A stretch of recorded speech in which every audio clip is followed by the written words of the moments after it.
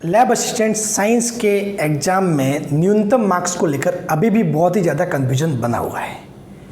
ये confusion actually geography and home science वालों के लिए नहीं है, वो क्लियर हो चुका है, लेकिन ये कन्फ्यूजन अभी भी जारी है। किसके लिए? साइंस वालों के लिए। मैंने कल एक वीडियो बनाया था जिसमें मैंने बताया था कि आपको टोटल जो कंबाइंड है उसका 40% लाना है। 400 का 40% यानी कि 160। लेकिन उसके बाद मेरे पास लगातार बहुत सारे कमेंट आ रहे हैं कि सर बहुत सारे यूट्यूब पे तो ये बता रहे हैं कि अलग अलग लाना है। ठीक है, तो अभी आखिर ये कन्फ्यूजन है क्या, चीज़ क्या है? ठीक है, और जो बाकी यूट्यूब वाले बता रहे हैं वो किस बेस पे बता रहे हैं? ठीक है, तो वो भी मैं आपको बता देता हूँ और आपको आखिर में मानना क्या है, क्योंकि एक्चुअली में इसमें मैटर में हुआ ये है कि इसमें अध्ययन बोर्ड की गलती है। गलती करिए अध्ययन बोर्ड ने, उसने कुछ साफ साफ दिया नहीं और इसी के कारण बच्चे कंफ्यूज है। तो मैं आपको पूरा मैटर बताने वाला हूँ कि किसने क्या किया है और गलती कहाँ से हुई है। ठीक है, देखो ये है, नाम है कार्मिक विभाग। कार्मिक विभाग क्या करता है कि मतलब कोई भी भर्ती होती है ना, उस भर्ती का एग्जाम पैटर्न कैसे होगा वो डिसाइड करता है। क्या करता है? वो एग्जाम पैटर्न डिसाइड करता है, और मतलब कितने पेपर होंगे, कितने मार्क्स से होंगे, वो डिसाइड कौन करता है? कार्मिक विभाग। बाकी भर्ती तो कोई भी ले सकता है।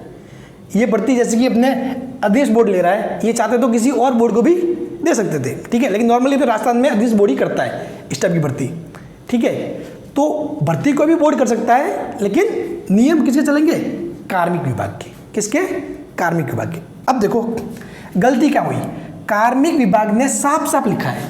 क्या लिखा है? साफ साफ, प्रत्येक प्रश्न पत्र के लिए न्यूनतम, ये क्या है मुझे भी शुद्ध हिंदी में नहीं पता, आहरण पता नहीं क्या है, मुझे शुद्ध हिंदी इतनी नहीं आती है। मैं पहली बार इस टाइप का शब्द देख रहा हूँ। ठीक है, क्योंकि मेरा हिंदी से कॉन्टेक्ट भी काफ़ी समय से टूट रखा है, मोस्टली मेरा काम इंग्लिश में चलता है। ठीक है, वो बात छोड़ो।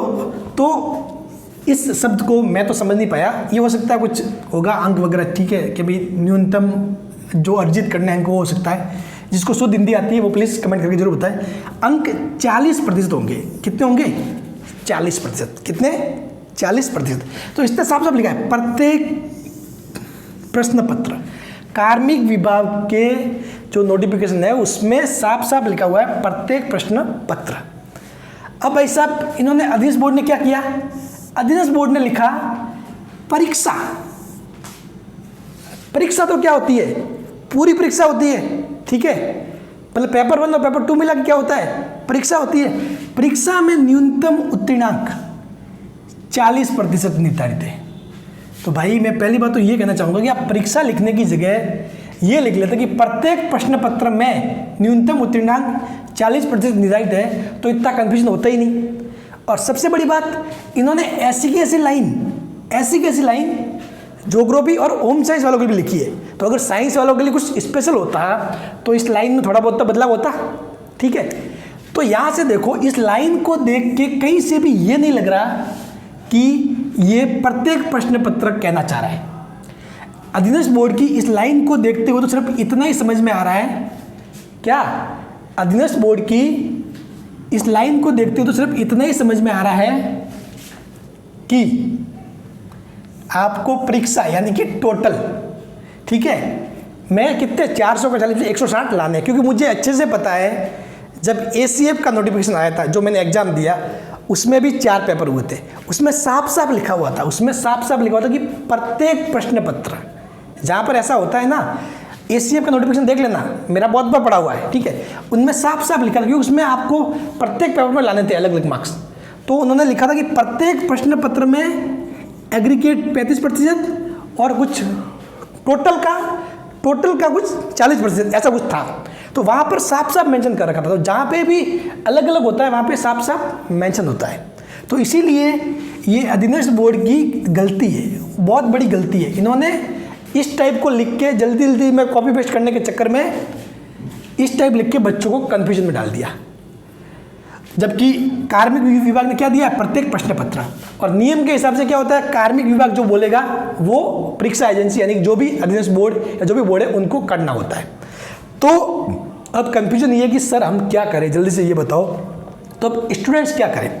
तो देखो अब होगा क्या कि अगर अध्ययन बोर्ड की इस लाइन को देखो तो उसके हिसाब से तो आपको टोटल का 40% मान के ही चलना है। अगर कल उठ के ये आपको एग्जाम से बाहर कर दे तो भी आप कोर्ट जा सकते हो और केस आपके फेवर में होगा, इसमें कोई दो राय नहीं है, ठीक है। लेकिन लेकिन लेकिन लेकिन सबसे इंपॉर्टेंट बात, अगर इन अधीनस्थ बोर्ड वालों का क्या भरोसा, एग्जाम से 10 दिन पहले ये अगर शुद्धि पत्र निकाल दे, क्या कर दे, एक शुद्धि पत्र निकाल दे, ठीक है, तो और शुद्धि पत्र में ये मेंशन कर दे कि प्रत्येक प्रश्न पत्र में न्यूनतम 40% है, तो आप क्या करोगे? सब बात है ना भाई। अधीनस्थ बोर्ड तो एग्जाम से 10 दिन पहले भी इसमें एक संशोधन जारी कर सकता है, समझ गए ना। तो मैं आपको यही कहूँगा कि मैंने जो कल वीडियो बनाया था वो इसकी इन लाइन को देखते हुए था, उस वीडियो में कोई गलती नहीं थी, ठीक है, उस वीडियो में कोई गलती नहीं थी। लेकिन अगर अधीनस्थ बोर्ड हो सकता है इसमें संशोधन कर दे, शुद्धि पत्र जारी कर दे, तो फिर वो तो लिख देगा कि 40% न्यूनतम लाने, तो फिर आपको वो ही लाने पड़ेंगे, समझ रहे हो ना। तो मेरा अब लास्ट फाइनल क्या रहेगा कि 40% प्रत्येक पेपर में, यही आप मान के चलो, इसके लिए ही आप पहले से तैयार रहो। हालांकि अभी की स्थिति को देखते हुए 40% दोनों का मिला के है, लेकिन अधीनस्थ बोर्ड कभी भी चेंज कर सकता है, अपन कुछ कह नहीं सकते। अगर यही रहा ना तो आप इसको कोर्ट में भी चैलेंज कर सकते हो, लेकिन ये तो क्या करेंगे, 10 दिन पहले भी शुद्धि पत्र जारी करके बोल देंगे, फिर आप कोर्ट में चैलेंज नहीं कर सकते कि सर हमने तो 10 दिन पहले ही बता दिया था कि भाई आपको मिनिमम मार्क्स इतने लाने हैं। तो आपको प्रत्येक पेपर में 40% लाने पड़ेंगे, यानी कि 200 में से 80 मार्क्स प्रत्येक पेपर में, समझ गए। अगर आपने एक पेपर में 200 ले आए और दूसरे में 79 लाए तो भी आपका सिलेक्शन नहीं होगा, आप नियुक्ति के लिए पात्र नहीं होंगे।